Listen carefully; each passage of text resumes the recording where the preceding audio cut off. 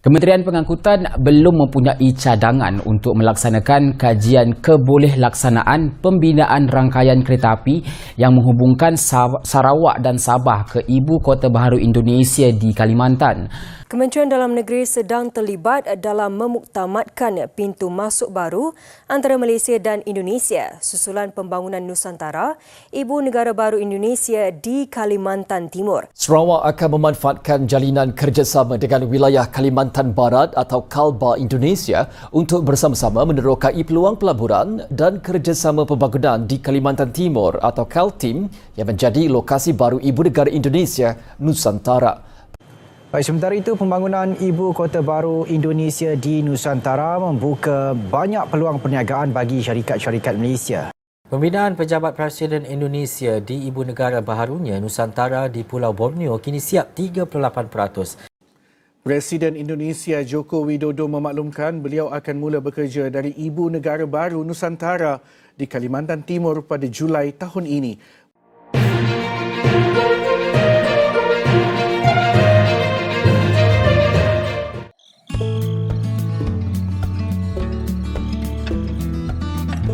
Baik, sementara itu pembangunan Ibu Kota Baru Indonesia di Nusantara membuka banyak peluang perniagaan bagi syarikat-syarikat Malaysia dalam pelbagai sektor. Menteri Perdagangan Antarabangsa dan Industri Meeting, Tengku Datuk Seri Zafrul Tengku Abdul Aziz berkata, sebanyak 11 syarikat dari Malaysia telah menyerahkan surat niat untuk tujuan berkenaan. Antara syarikat Malaysia yang ada di telah mendapat LOI ialah Tenaga Nasional, Balstead, Famaniaga, Balstead Properties dan sebagainya.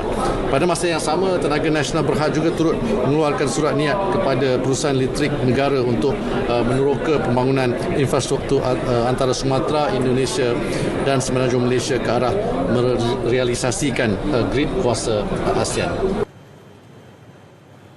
Sebanyak 9 memorandum persefahaman ditandatangani disaksikan Perdana Menteri Datuk Seri Anwar Ibrahim. Potensi nilai kesemua MOU dijangka mencecah 1.66 bilion ringgit.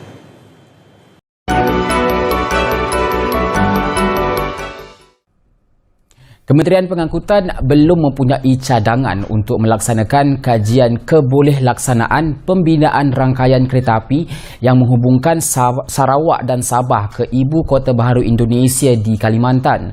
Menurut Menteri Pengangkutan Datuk Seri Dr. Wee Ka Siong, sebarang cadangan bagi ketersambungan pengangkutan darat dan udara dari Sarawak dan Sabah ke Ibu Negara Baharu Indonesia itu perlu disokong dengan statistik unjuran penumpang supaya perancangan terperinci dapat disediakan.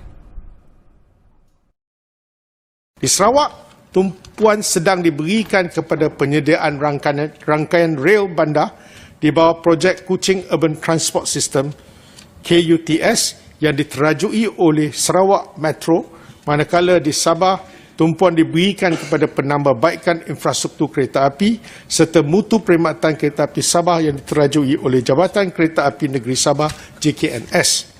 Beliau berkata ketika ini, MOT melaksanakan kajian Pelan Strategik Lapangan Terbang Negara atau NASP meliputi kajian semua pembangunan lapangan terbang dan padang terbang atau stallport di Malaysia dijadual siap pada pertengahan tahun depan selaras dasar pengangkutan negara 2019-2030.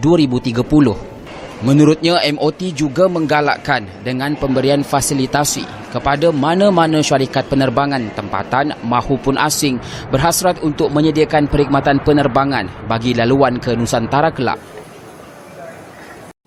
Presiden Indonesia Joko Widodo memaklumkan beliau akan mula bekerja dari Ibu Negara Baru Nusantara di Kalimantan Timur pada Julai tahun ini.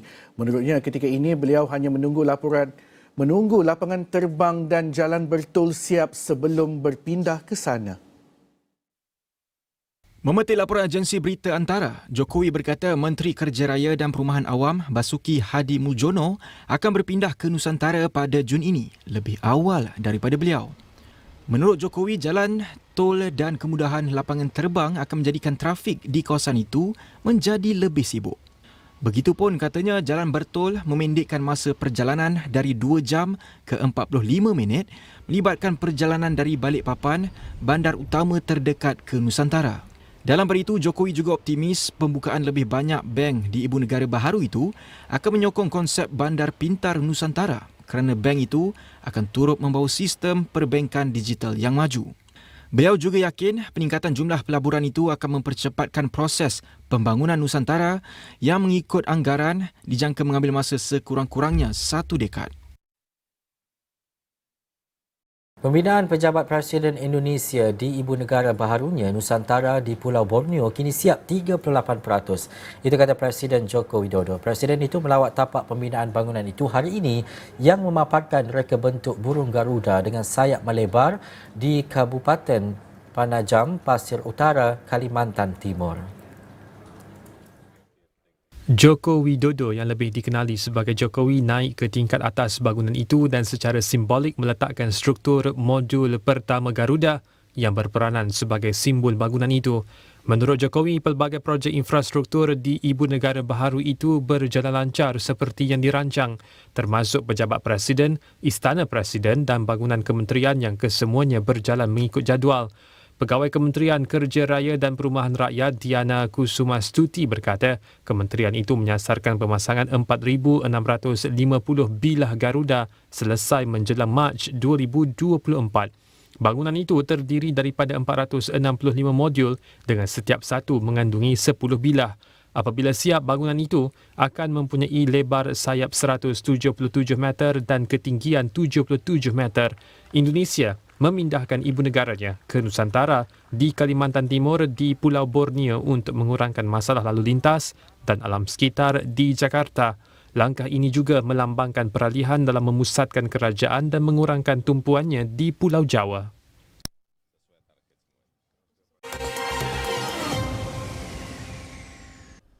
Sarawak akan memanfaatkan jalinan kerjasama dengan wilayah Kalimantan Barat atau Kalbar Indonesia untuk bersama-sama menerokai peluang pelaburan dan kerjasama pembangunan di Kalimantan Timur atau KALTIM yang menjadi lokasi baru ibu negara Indonesia, Nusantara. Premier Sarawak Tan Sri Abang Johari Tun Oping berkata, jalinan kerjasama yang melibatkan pembukaan sempadan untuk perniagaan dan penerbangan di antara wilayah Sarawak dan Kalbar ini dapat dijadikan asas untuk melihat peluang pelaburan baru berikutan pembangunan di KALTIM. Menurutnya, sudah ada kerjasama untuk memberikan bantuan pembangunan di Nusantara dan pihak Sarawak Energy Berhad juga telah melabur dalam jadukuasa Melinau di KALTIM serta memiliki 25% saham dalam pembangunan hidro. Beliau menyatakan kerajaan Sarawak bersedia mengambil bahagian dalam kerjasama lain untuk pembangunan di Nusantara, khususnya bagi memanfaatkan lagi potensi hidro. Dewan Usahawan Bumi Putera Sarawak dan Dewan Perniagaan Cina Sarawak sudah memulakan jaringan kerjasama dengan badan serupa yang mewakili komuniti perniagaan di KALTIM bagi meningkatkan lagi aktiviti perniagaan di antara Sarawak dan Kalimantan. Terdahulu pada Selasa, Duta Besar Malaysia ke Indonesia, Datuk Syed Muhammad Hasrin Tengku Husin dilaporkan berkata, syarikat Malaysia harus mengambil peluang daripada prospek pelaburan di wilayah KALTIM, terutamanya di Samarinda dan Balikpapan. Beliau turut menyentuh mengenai usaha untuk meningkatkan kesaling hubungan kawasan pertumbuhan ASEAN Timur, Brunei Darussalam, Indonesia, Malaysia, Filipina, termasuk laluan udara, darat dan laut serta inisiatif seperti Grid Tenaga ASEAN.